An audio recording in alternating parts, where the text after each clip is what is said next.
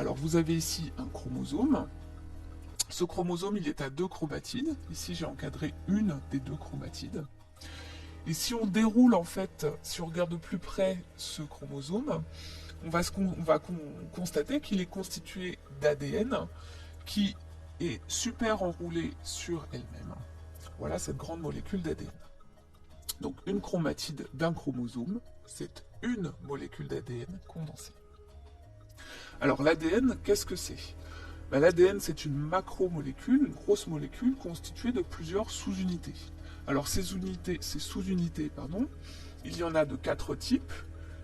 Adénine, comme par exemple ici, adénine, cytosine, guanine, ou encore ici, thymine. L'ordre de succession de ces nucléotides, c'est ce qu'on va appeler une séquence. Alors, tout le long de cet ADN, il y a des portions qu'on va appeler des gènes. Alors un gène, qu'est-ce que c'est? C'est une portion comme ici, par exemple, d'ADN, qui contient dans sa séquence l'information pour faire une protéine. Donc un gène, il faut retenir que ça occupe une place précise sur un chromosome et que ça contient l'information pour faire une protéine, information contenue dans sa séquence.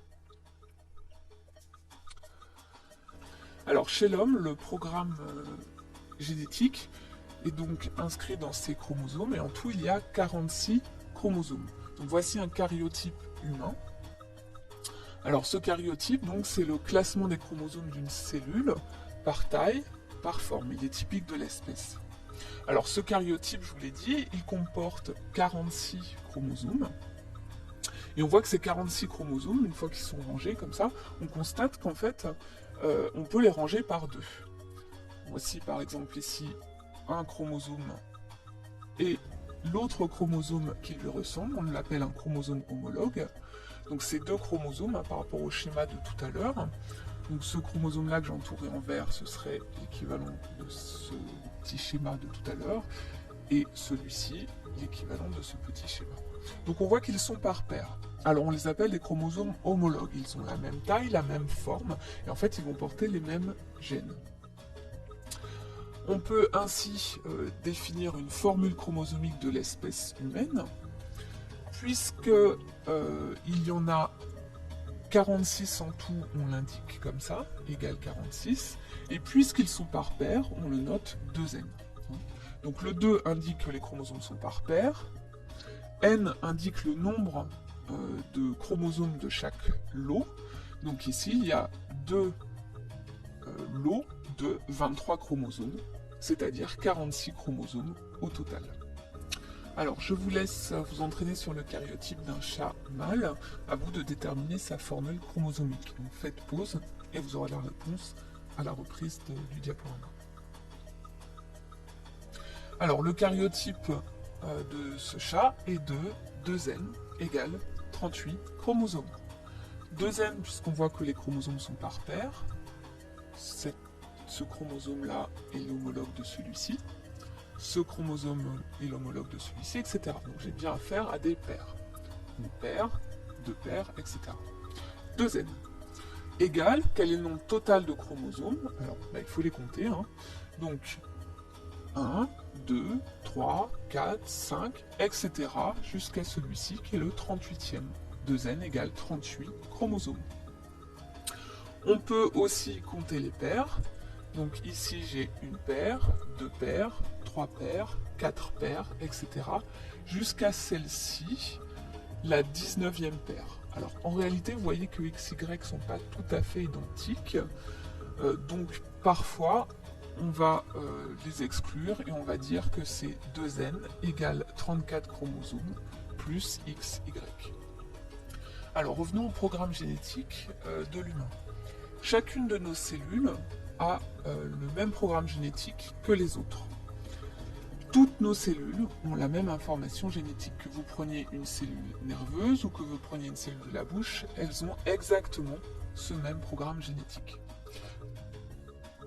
Ça implique qu'en fait, au cours des divisions cellulaires, donc de la cellule œuf jusqu'à la construction de l'organisme, Au cours de ces divisions, ça veut dire que le programme génétique est fidèlement transmis de la cellule mère aux cellules filles. Alors comment ce programme génétique est-il conservé au cours des divisions cellulaires? Il y a deux grands mécanismes qui le permettent. Le premier, c'est la réplication de l'ADN. L'ADN de chaque chromosome va être doublé, va être photocopié. On passe ainsi d'un chromosome qu'on va qualifier de simple, monochromatidien, à un chromosome double, bichromatidien, à deux chromatides. Et ces deux chromatides sont strictement identiques. Vous pouvez le voir ici, j'ai indiqué par exemple deux gènes sur le chromosome. Dans le chromosome monochromatidien, j'ai le gène S en un exemplaire, le gène G un autre exemplaire. Et une fois la réplication achevée, le gène S est présent en deux exemplaires et le gène G en deux exemplaires également. Donc cette réplication d'ADN, c'est le premier mécanisme qui va permettre cette conservation du programme génétique au cours de la division. Donc ça précède la division cellulaire. Alors une fois que cette réplication est achevée, que les chromosomes sont à deux chromatides, va se dérouler ce que l'on appelle la mitose. Alors la mitose, ça va être vraiment la division physique de la cellule. Alors les chromosomes vont, guidés par des microtubules en rouge, vont s'aligner au centre de la cellule. Et là, l'événement important, c'est que leur centromère se casse et les chromatides, donc ici vous avez une chromatide et vous aviez sa chromatide sœur, ces chromatides sœurs se retrouvent séparées à des pôles opposés de la cellule. On va se retrouver ainsi avec deux cellules, l'ADN va se redécondenser ensuite, mais les deux cellules du coup ont exactement le même programme génétique. Alors si on résume, la reproduction conforme des cellules est permise par une phase S de réplication de l'ADN, les chromosomes passent de 1 à 2 chromatides. Donc vous pouvez voir ici un chromosome, par exemple, qui va se répliquer et on le retrouve ici à 2 chromosomes. Donc vous voyez que le bagage en gènes a été doublé. Suivi d'une phase M pour mitose, où les chromatides sœurs sont séparées et réparties équitablement dans les deux cellules filles.